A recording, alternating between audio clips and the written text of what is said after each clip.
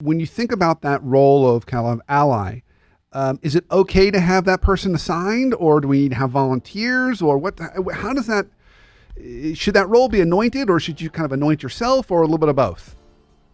Well, the ideal is if you anoint yourself, but you have to be careful that you're not, you don't want to get into a condescending kind of, oh, I need to help you, poor introvert.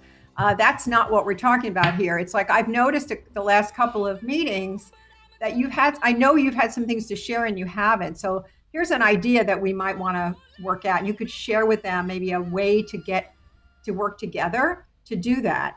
But I really think that all of us can surface this introvert bias and really, no matter extrovert, introvert, speak up for people who are quieter and don't necessarily feel comfortable doing that.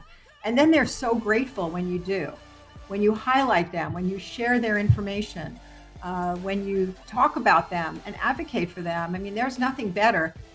In terms of a structured program, I think that can work. I'm not as positive about that, just from my experience in mentoring in organizations. I think they can work, but it usually works better when it's a really encouraged in the culture, and there's really a reinforcement of that, but not necessarily structured and Maybe in the smaller team environment, where you give the example of, you may pair people up, that are on your team, that might work versus a formal program that HR rolls out.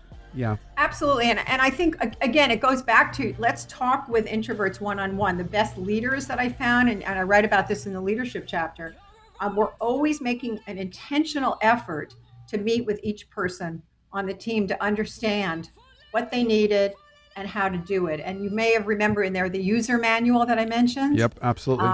This isn't a test on the book, but I love that. That came from Silicon Valley, and it's kind of spreading now, where people actually put their likes and their preferences, and then you talk about it as a team. So I think it's going to depend on the team and in the discussion that goes on there.